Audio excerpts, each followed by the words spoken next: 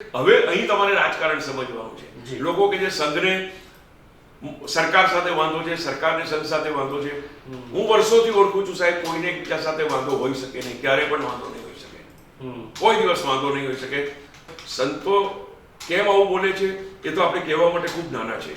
એ લોકો જો બોલે છે તો એમાં એમનું પોતાનું કોઈ પણ તર્ક છે, એમનું પોતાનું કોઈ પણ રહસ્ય છે, પરંતુ મોહન ભાગવતનું આ નિવેદન છે, એની સમીક્ષા જો તમે કરો તો એ સરકાર કોઈ ઓર્ડબોક્સમાં ન આવે। અકારણ સત્તા પ્રાપ્તિનું લક્ષ્ય જ્યારે પૂરું થઈ ગયું છે ત્યારે હવે ઘર્ષણ કે સંઘર્ષની કોઈ જરૂર નથી એવું એ લોકોનું માનવું હોય અને એ દિશામાં ઘર્ષણ રોકવા માટે ભાગવતજી આ નિવેદન કરતા હોય એવું બને। રહી વાત જનસામાન્ય શું માનવાનું કે શું સમજવાનું, તો જનસામાન્ય બિલકુલ જે સમજવાનું તે પોતાની વિવેક બુદ્ધિ પર છે કે કોમી સંઘર્ષ, કોઈ પણ કોમી ઘર્ષણ એ કોઈ પણ રીતે આ દેશ માટે આવકાર્ય છે ખરું, કોઈ રીતે પણ। નમસ્કાર, ગુજરાતના સૌથી મોટા ડિજિટલ પ્લેટફોર્મ ખબરછે.com પર આપનું સ્વાગત છે। સંઘ પ્રમુખ મોહન ભાગવતનું એક નિવેદન આજે બહુ ચર્ચામાં છે, આખા દેશમાં એની ચર્ચા થઈ રહી છે।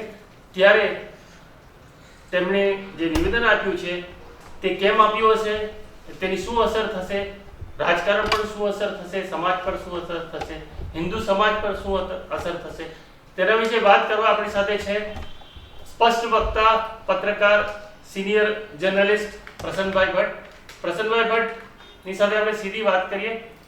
પ્રસન્નભાઈ, એમણે મરાઠીમાં નિવેદન આપ્યું છે, તમે મરાઠી જાણો છો અને તમે ઘણા લોકો ટ્રાન્સલેશન કર્યું છે હિન્દીમાં કે ઇંગ્લિશમાં, કે તમે એ સાંભળ્યું છે અને તમે કહેશો કે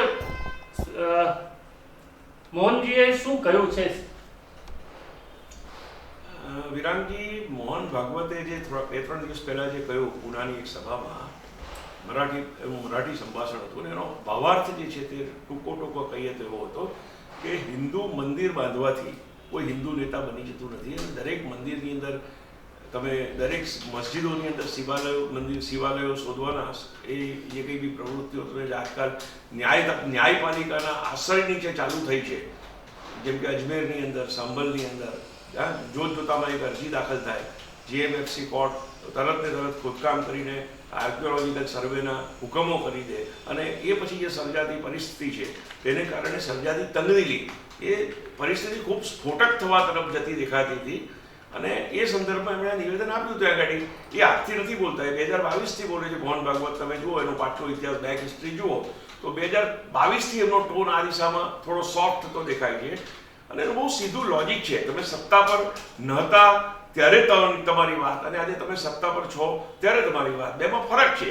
ત્યારે તમે સવાલ પૂછતા હતા જ્યારે વિપક્ષે હતા, આજે તમારે જવાબ આપવાનો છે, વિપક્ષ તમને સવાલ પૂછવાનો છે। સંભલ જેવા મુદ્દા પર સંસદ, શાસક પક્ષ ન ચાલવાની સંસદ, એવી પરિસ્થિતિઓનું નિર્માણ થાય એ તો કોઈ બહુ વ્યાજબી પરિસ્થિતિ દેખાતી નથી અને એટલે ભાગવતજીએ પોતાની વિવેક બુદ્ધિથી આ પરિસ્થિતિને કેમ કરીને થાળે પાડવી, એ દિશામાં વિચારીને એને પોતે આ પોતાને ગણમાન્ય હિન્દુ નેતા ગણી, સંગઠનના ગણમાન્ય વડા ગણીને નિવેદન કર્યું હશે।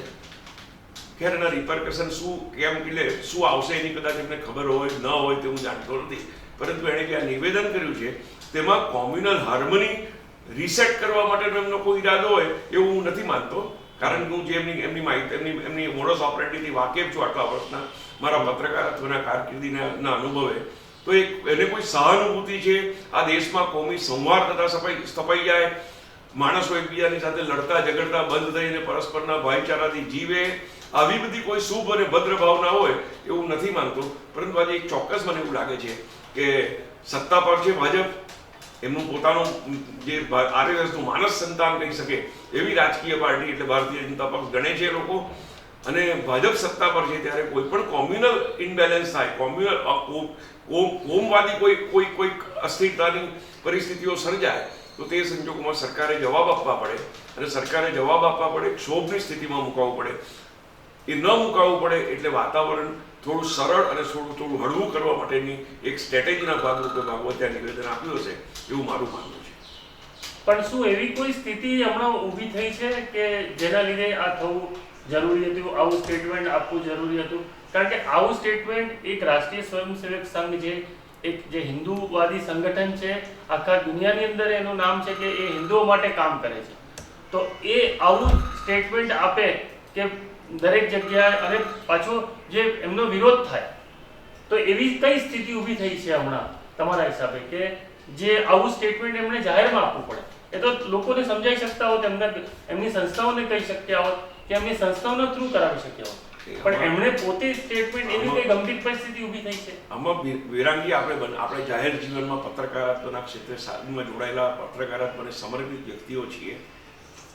જ્યારે અવામ પબ્લિક જ્યારે હુજુમ રામ મંદિર તમે જો યાદ કરો, બાબરી મસ્જિદ ધ્વંસ, તો એ કોઈ RSS, VHP કે ભારતીય જનતા પક્ષના કાર્યકરોનો સમૂહ નહોતો. એ સ્વયંભૂ ઉમટેલી જનમેદની હતી.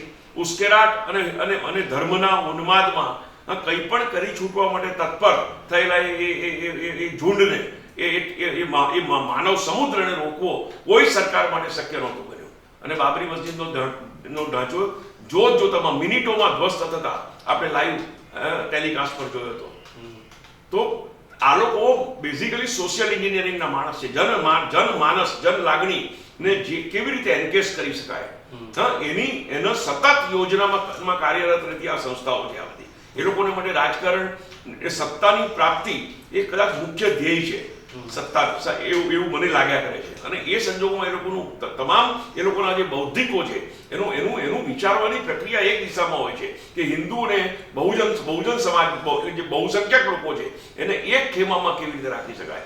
આજની પરિસ્થિતિ તમે જુઓ તો હિન્દુત્વનું જે સંગઠન મંડળથી કમંડલ 1990 ની વાત કરો તમે તો VP સિંઘે મંડળ લાવ્યા, એની સામે આ લોકો કમંડલ લઈને રામ મંદિરની યાત્રા લઈને નીકળ્યા અને મંડળ પર કમંડલ ભારી થયું.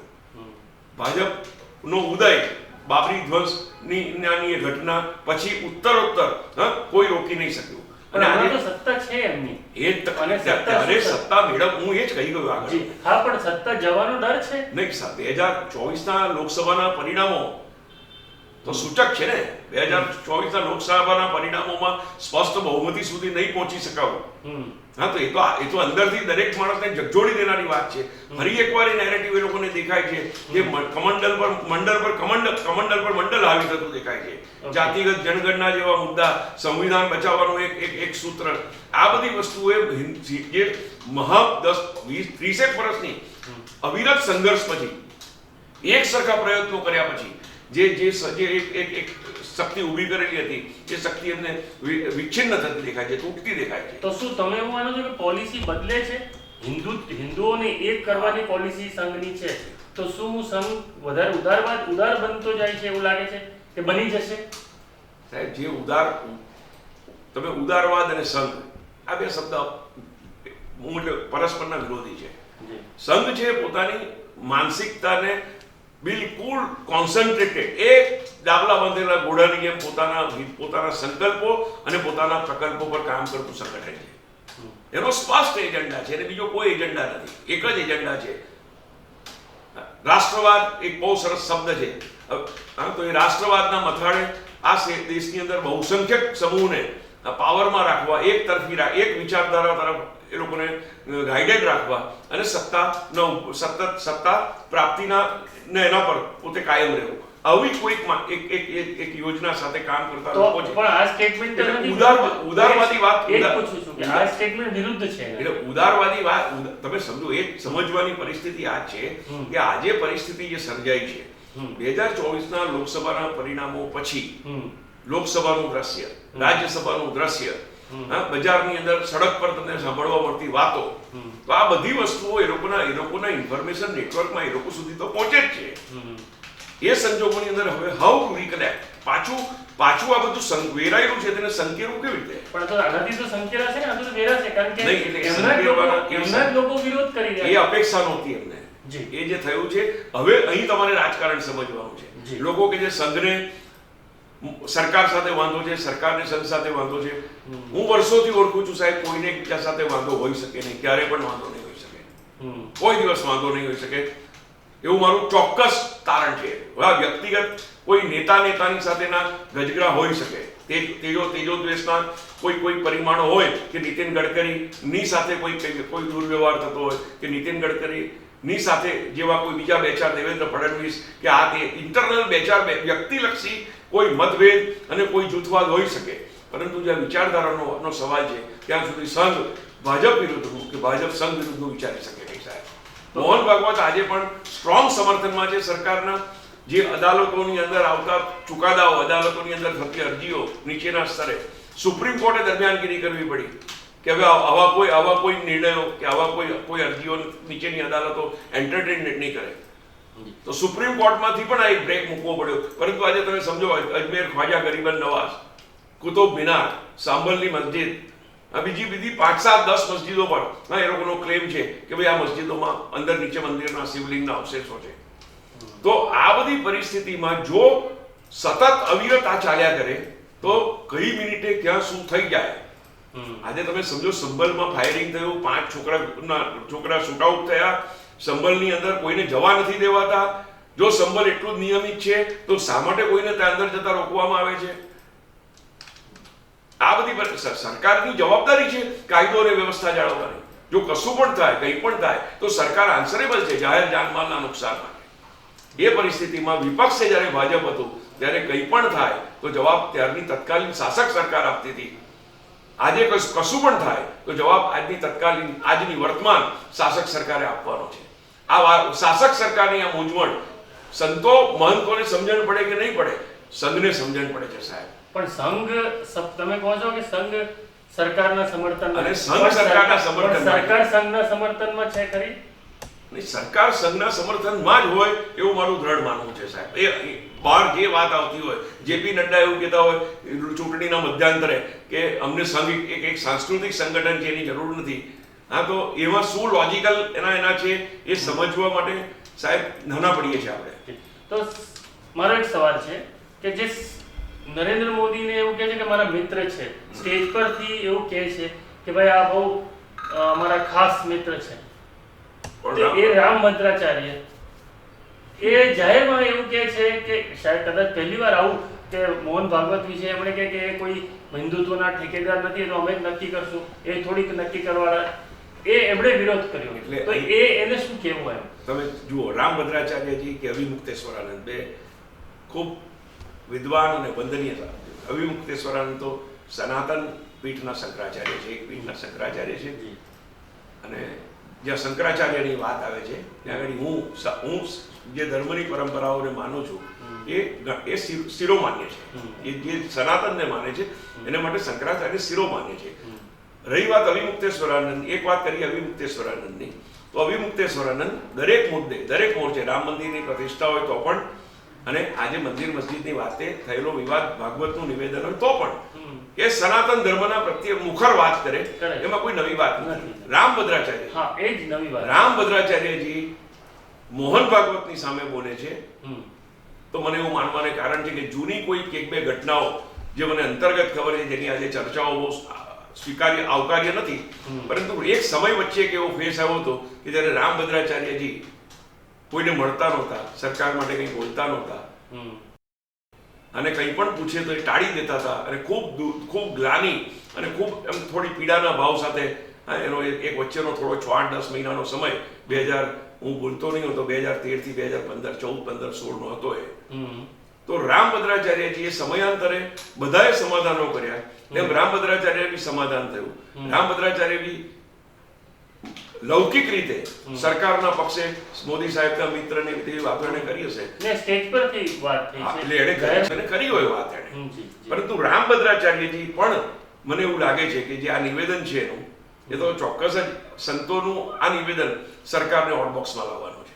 જો કશું કોઈ પણ અઘટિત ઘટનાઓ બની જાય અને આ દેશમાં કોઈ ભગવાન ન કરે, એ પરમાત્મા કોઈ દિવસ એવું ન કરે, અને એવી કોઈ સંઘર્ષ કે ઘર્ષણની સ્થિતિઓ આ બધી પરિસ્થિતિમાં થઈ જાય તો તે સર્જાવાની પરિસ્થિતિમાં સરકારની પરિસ્થિતિ ખૂબ કફોડી થઈ જાય, નાજુક થઈ જાય, અને જવાબ ગુજરાતમાં, ગુજરાત એક પ્રાંતના વડા તરીકે જવાબ આપવો અને દેશના વડાપ્રધાન તરીકે દેશમાં જવાબ આપવો, આ બેની પરિસ્થિતિમાં ખૂબ ફરક છે. ગોધરાકાંડ પછીની ઘટનામાં મોદી સાહેબે જે મુખરતાથી કે જે એનાથી ગુજરાતમાં જે કંઈ જે સ્ટેન્ડ લીધું હતું, એવું જે લોકો કહે છે તે સ્ટેન્ડ આજે વડાપ્રધાન તરીકે ઘણી બધી જવાબદારીઓથી લદાયેલા છે. અને તે પરિસ્થિતિમાં સંતો કેમ આવું બોલે છે એ તો આપણે કહેવા માટે ખૂબ નાના છે. હમ. એ લોકો જો બોલે છે તો એમાં એમનું પોતાનું કોઈ પણ તર્ક છે, એમનું પોતાનું કોઈ પણ રહસ્ય છે. હમ. પરંતુ મોહન ભાગવતનું આ નિવેદન છે એની સમીક્ષા જો તમે કરો તો એ સરકાર કોઈ ઓર્ડબોક્સમાં ન આવે, કોઈ અકારણ સત્તા પ્રાપ્તિનું લક્ષ્ય જ્યારે પૂરું થઈ ગયું છે ત્યારે હવે ઘર્ષણ કે સંઘર્ષની કોઈ જરૂર નથી એવું એ લોકોનું માનવું હોય અને એ દિશામાં ઘર્ષણ રોકવા માટે ભાગવતજી આ નિવેદન કરતા હોય એવું બને. તો હવે ફ્યુચરમાં એવું તમને લાગે છે કે આ જે એમની જે સ્ટેન્ડ છે આ સ્ટેન્ડ આવું જ રહેશે, ઉદારવાદનું રહેશે કે ફરી ચેન્જ થઈ જાય? નહીં, ફરી એક વાત તમે સમજો, ઉદારવાદ નામનો શબ્દ નહીં આવો તમે. જી. આ પરિસ્થિતિવાદ છે. ઓકે. આજે પરિસ્થિતિ આવી છે કે એમને જરૂરિયાત છે. જી. સત્તા કાયમ છે, સત્તાની આજે પરિસ્થિતિ તમે જુઓ તો નીતિશ કુમાર અને ચંદ્રાબાબુના સમર્થનથી ચાલતી કેન્દ્ર સરકાર છે.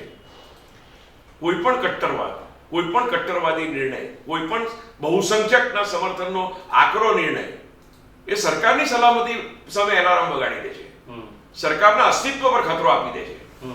આજની પરિસ્થિતિમાં સરકારના દીર્ઘકાલીન આયુષ્ય માટે, સરકારની તંદુરસ્તી માટે ફરજિયાત થોડુંક મધ્યમવાદી વલણ અપનાવવું પડે એ જરૂર આજની રાજકીય જરૂરિયાત છે. તો એ પરિસ્થિતિમાં સંઘને રાજકીય સમજ છે જ. સંઘ રાજકીય સમજ સાથે જ કામ કરે છે.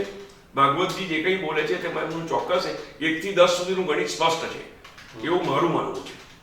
તો જ્યારે જે આંબેડકરનો મુદ્દો ઊભો થયો, જી બરાબર, તો એ મુદ્દો પણ વિપક્ષો એને ચગાવી રહ્યા છે. જી બરાબર. એ દરમિયાન જ આમનો આ જે સ્ટેટમેન્ટ આવે છે તો એનો શું અર્થ થાય? આંબેડકરના મુદ્દે સર્જાયેલી પરિસ્થિતિ, સંસદના પ્રવેશ દ્વાર પર થયેલું ઘમાસાણ અને તમે જુઓ તો આપણે વર્ષોથી બિરાનજી જોઈએ છે કે હેડલાઇન ક્રિએટ કરવી કે હેડલાઇન ડાયવર્ટ કરવી એ બી એક રાજકીય કૌશલ્ય છે. તમે કોઈને બ્લેમ નહીં કરી શકો સાહેબ. કોંગ્રેસને નથી આવડતું તો નથી આવડતું કોંગ્રેસને. વિપક્ષને આજે જે વિપક્ષ છે એ લોકો જ્યારે શાસક પક્ષમાં હતા ત્યારે પણ નહોતું આવડતું. અચાનક ગણપતિ દૂધ પીએ છે એવી હેડલાઇનો તમે હવે જોઈ જ છે. રાજીવ ગાંધીની હત્યા કઈ રીતે સમાચારોમાંથી અલોપ થઈ એની તવારીખ જો તમે તપાસીને જુઓ તો આપણને ખબર જ છે શું થયું. તો એક ઘટના મરે છે, એક ઘટના જ્યારે આવે છે ત્યારે એક ઘટના મરે છે. આ તો સમાચારની દુનિયાનો નિયમ છે. તો કઈ ઘટના ગમે તેટલી ગંભીર ઘટના છે એને ડાયવર્ટ કરીને એની પર કોઈ નવી ઘટનાને હાવી કરી દેવી એને હેડલાઇન મેનેજમેન્ટ કહેતા હોઈએ છીએ આપણે. તો મોહન ભાગવત બી હેડલાઇન મેનેજમેન્ટનો પાર્ટ હોઈ શકે? 100% તમારે સ્વીકારવું પડે. હેડલાઇન તમે સમજો, હેડલાઇન મેનેજમેન્ટના મુદ્દે 5, 7, 10 જણા એક સાથે કામ કરતા હોય છે. શાસક ભાજપની એ આવડત છે, ભાજપનું એ કૌશલ્ય છે સાહેબ. અને everything is fair in love and war એવું માનીને આ બધું જ ચાલે છે. તો આ જે એટલે એમના જે શબ્દો છે એને લિટરલી લેવા કે નહીં લેવા, એ પ્રસન્નભાઈ કહે છે કે લિટરલી નહીં લેવાય. એ એમણે જે પરિસ્થિતિ જે છે એ પરિસ્થિતિ જોઈને અને એ પરિસ્થિતિને ઢાળે પાડવા કે એ વધારે વકરે નહીં એ સંદર્ભમાં જ આવું નિવેદન આપ્યું છે. એ એમની પ્રસન્નભાઈનું એવું માનવું છે કે સંક્ષિપ્તમાં કહું તો ફરી કહું છું કે એમનું મોહન ભાગવતી જે બોલ્યા એનું વ્યક્તિગત મંતવ્ય છે. સામે અવિમુક્તેશ્વરાનંદ અને રામભદ્રાચાર્યજી એ જે વાત કરી, તે એમની પોતાની બિલકુલ ઠોસ, નક્કર અને જે કંઈ એમની પોતાની માન્યતાઓ છે તે માન્યતાઓનો પ્રતિભાવ છે. રહી વાત જનસામાન્ય શું માનવાનું કે શું સમજવાનું, તો જનસામાન્ય બિલકુલ જે સમજવાનું તે પોતાની વિવેક બુદ્ધિ પર છે કે કોમી સંઘર્ષ, કોઈ પણ કોમી ઘર્ષણ એ કોઈ પણ રીતે આ દેશ માટે આવકાર્ય છે ખરું? કોઈ રીતે પણ પરસ્પરનો વૈમનસ્ય, એકબીજા એક કોમનું બીજા કોમ પ્રત્યેનું કોઈ પણ કડવું વલણ, તો એ દેશના વિકાસને અવરોધે છે કે ગતિ આપે છે એ મુખ્ય મુદ્દો દેશની અવામે વિચારવાનો છે. અને હું તો બેઝિકલી 1992માં જ્યારે બાબરી ધ્વંસ થઈ ત્યારે વડોદરા મારો શૈશવ કાળ એટલે મારું વિદ્યાર્થી કાળ હતો. જે મને વડોદરાથી ઓળખે છે તેમને ખબર જ છે. તો હું ત્યારે કેટલીક ભાવનાઓમાં હું પણ એ પ્રવાહમાં હતો. કાળેક્રમે મને સમજાયું તો આજે મારો એવો નિષ્કર્ષ છે કે કબીરા કુઆ એક હૈ, પાણી ભરે અનેક, ભાંડે હી મેં ભેદ હૈ, પાણી સબ મેં એક. તો દેશને જો તમારે ખરેખર આપણે ગતિશીલ રાખવો હશે, ખરેખર જો વિશ્વગુરુ બનાવવાની દિશામાં આપણે કોઈ કામ આપણે આપણા સ્વપ્નને સાર્થક થતા જોવા હશે, હા, તો પરસ્પરના ઘર્ષણમાંથી નીકળી અને પરસ્પરનો એક સદભાવ, પ્રેમભાવ જાગૃત કરીને જ આગળ વધી શકાશે, એવી તો મારી ચોક્કસ જ લાગણી છે, ચોક્કસ જ મારી એવી દ્રઢ માન્યતા છે.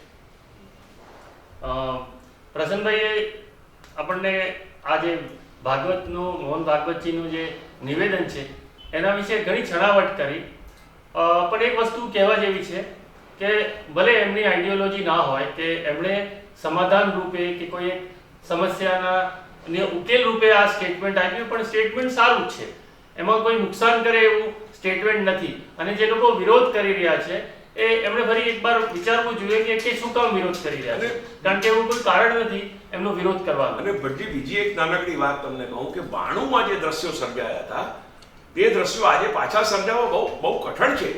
આજની જે વાસ્તવિક વર્તમાન સાંપ્રત સામાજિક પરિસ્થિતિ છે એ પરિસ્થિતિમાં ભાગવતજીને કદાચ એવી ખબર છે કે 92 જેવો હુજુમ પાછો પેદા નહીં થાય.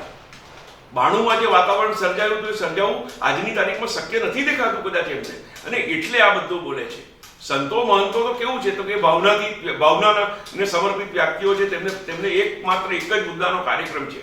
તો સંતો અને મહંતો ભાવનાથી બોલે છે, આ રાજકીય ગણિતથી બોલે છે. આ બેમાં આટલો ફરક ગણી શકાય.